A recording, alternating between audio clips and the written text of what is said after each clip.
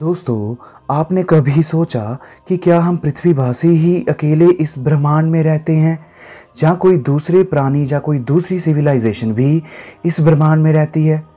अगर कोई दूसरी सिविलाइजेशन भी इस ब्रह्मांड में रहती है, तो क्या वो हमारी तरह ही होंगे, जहाँ हमसे कई गुना ज़्यादा एडवांस और पावरफुल होंगे? दोस्तों, चाहे जो भी हो, चाहे हम पृथ्वी की बात करें या उस जगह की यहाँ पर एडवांस सिविलाइजेशन रहती हैं, एक बात कॉमन होगी, वो है फिजिक्स के लॉज। जैसे फिजिक्स के लॉज हमारी पृथ्वी पर लागू होते हैं, वैसे ही वो ब्रह्मांड के हर कोने पर लागू होते हैं। दोस्तों, इसी चीज़ के संबंध में 1964 में रशियन एस्ट्रोफिजिक्स सर निकोलाई कार्देशेव ने ब्रह्मांड में दूसरी जगह पर पाई जाने वाली सिविलाइजेशन को कैटेगराइज किया। सर निकोलाई के अकॉर्डिंग हम इन सिविलाइजेशन को ऊर्जा के आधार पर कैटेगराइज कर सकते हैं। उनके अकॉर्डिंग 3 तरह की सिविलाइजेशन हो सकती है: type 1 civilisation, type 2 and type 3 civilisation. दोस्तों, जो टाइप 1 सिविलाइजेशन है वो हमसे कहीं ज़्यादा एडवांस हैं। वो वेदर का सटीक अनुमान लगाने में सक्षम होगी, बल्कि वो वेदर को अपने हिसाब से कंट्रोल करने में भी सक्षम होगी। टाइप 1 सिविलाइजेशन वाले मरुस्थल को अपनी इच्छा के अनुसार हरा भरा कर सकेंगे, नदियों की दिशा बदलने में सक्षम होंगे, समुद्र में भी फसलें उगा सकते होंगे, महाद्वीप की शेप्स को चेंज करने में भी सक्षम होंगे टाइप 1 सिविलाइजेशन वाले लोग। यहाँ तक कि अर्थक्वेक को प्रिडिक्ट करने में भी सक्षम होंगे और अर्थक्वेक को क्रिएट करने में भी टाइप 1 सिविलाइजेशन के लोग। दोस्तों, टाइप 1 सिविलाइजेशन के लोग या एलियंस अगर कहीं पर हैं तो वो सन की टोटल एनर्जी में से 10⁻17 वाट्स कंज्यूम करने में सक्षम होंगे। दोस्तों, क्योंकि हम पृथ्वीवासी ये सब कर पाने में अभी सक्षम नहीं हैं, तो हमारी सिविलाइजेशन की टाइप है टाइप 0 सिविलाइजेशन। हम पृथ्वीवासी अपनी एनर्जी का ज़्यादातर हिस्सा पौधों, तेल और कोल से ही जनरेट कर पाते हैं, इसलिए हमें टाइप 1 सिविलाइजेशन बनने में शायद 100 साल या उससे भी कहीं ज़्यादा साल लग जाएंगे। आइए अब चलते हैं टाइप 2 सिविलाइजेशन की तरफ, जो कि टाइप 1 से एडवांस है। दोस्तों, ये सिविलाइजेशन एक तरह से अमर हो जाएगी, इनको ख़त्म करने में शायद ही कोई चीज़ सक्षम होगी। ये सिविलाइजेशन वो सारे काम बड़ी आसानी से कर पाने में सक्षम होंगे जो टाइप 1 सिविलाइजेशन के लोग थोड़ी मुश्किल से कर पाते हैं। अपने प्लैनेट की तरफ आने वाले धूमकेतु और उल्कापिंड को ये मोड़ने में सक्षम होंगे। अगर टाइप 2 सिविलाइजेशन के लोगों के सोलर सिस्टम में सन जिंदगी के अंतिम पलों में होगा, जब खत्म होने जा रहा होगा, तो ये लोग दूसरे सोलर सिस्टम में चले जाएंगे बड़ी आसानी से। ये लोग किसी भी स्टार की पूरी एनर्जी को यूज़ करने में भी सक्षम होंगे। ये लोग किसी भी स्टार के अराउंड एक बहुत बड़ा स्फीयर बना लेंगे, जो उस स्टार की सारी एनर्जी को ऑब्जॉर्व करके स्टोर कर लेगा, जिसे डायसन स्फीयर भी कहते हैं।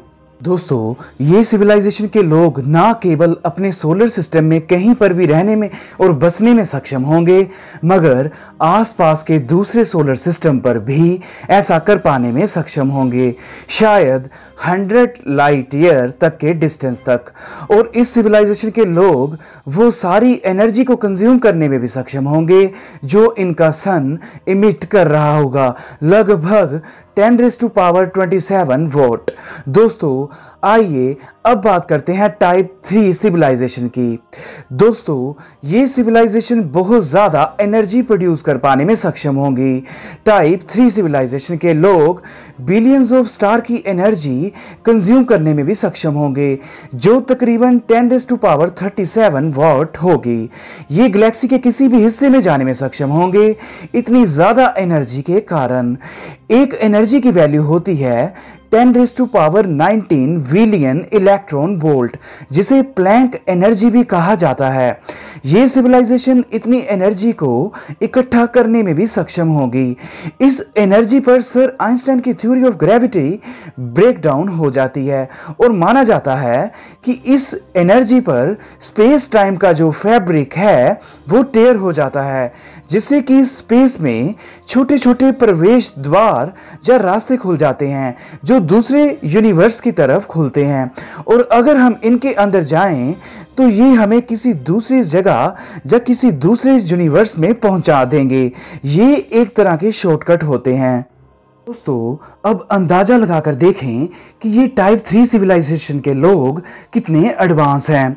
मगर दोस्तों, टाइप 1, 2, 3 सिविलाइजेशन होने में एक प्रॉब्लम भी है, क्योंकि ये बहुत सारी एनर्जी को जमा करने में सक्षम हैं और ये एनर्जी को कंज्यूम भी बहुत ज़्यादा करते हैं, जिसके कारण इन सिविलाइजेशन के प्लैनेट्स पर बहुत ज़्यादा वेस्ट एनर्जी प्रोड्यूस होगी, जैसे धुआं, जिसकी वजह से इनके प्लैनेट्स का टेम्परेचर बहुत ज़्यादा बढ़ जाएगा, इतना ज़्यादा कि शायद प्लैनेट्स पिघलने लग जाएगा, जिसके कारण वहां पर जिंदगी पॉसिबल नहीं रह जाएगी। दोस्तों, अब हो सकता है इसमें कोई ऐसी सिविलाइजेशन हो जो इस वेस्ट एनर्जी को किसी दूसरी जगह पर भेजने में सक्षम हो, जिससे कि जितना भी वेस्ट धुआं पैदा हो ये किसी दूसरी गैलेक्सी में पहुंचा दे, जिससे कि ये खुद सुरक्षित रह सके। या फिर अगर इनके प्लेनेट का टेम्परेचर बहुत ज़्यादा बढ़ जाए एनर्जी के बहुत ज़्यादा कंजप्शन से, तो ये उस प्लेनेट या सोलर सिस्टम को छोड़कर किसी दूसरी जगह पर चले जाएं। दोस्तों, मगर क्वेश्चन ये है कि अगर टाइप 2 या टाइप 3 की सिविलाइजेशन इस ब्रह्मांड में है वो अभी तक हम तक पहुंची क्यों नहीं? क्योंकि ये सिविलाइजेशन के लोग तो एक गैलेक्सी से दूसरी जगह पर बहुत आसानी से जाने में सक्षम हैं। तो इसके कई कारण हो सकते हैं। हो सकता है ऐसी सिविलाइजेशन ने खुद ही अपने आप को खत्म कर लिया हो, या हो सकता है कि ये ब्रह्मांड के किसी दूसरे छोर पर रहते हों, जिसकी वजह से इनको अर्थ पर आने में बहुत ज़्यादा समय लग जाएगा, हमारी कल्पना से भी परे। या हो सकता है ये हमारे आसपास से गुजरते हों, मगर क्योंकि इनकी स्पीड बहुत ज़्यादा होगी तो हम इन्हें देख पाने में सक्षम ना हो। दोस्तों, अब हमारे दिल में क्वेश्चन आता है कि क्या हम इस ब्रह्मांड में अकेले रहते हैं या कोई दूसरा भी इस ब्रह्मांड में रहता है? दोस्तों, दोनों ही ख्याल डरावने हैं। उम्मीद करता हूं आपको ये टॉपिक अच्छा लगा होगा। मिलते हैं अगले बार नए टॉपिक के साथ। जय हिंद।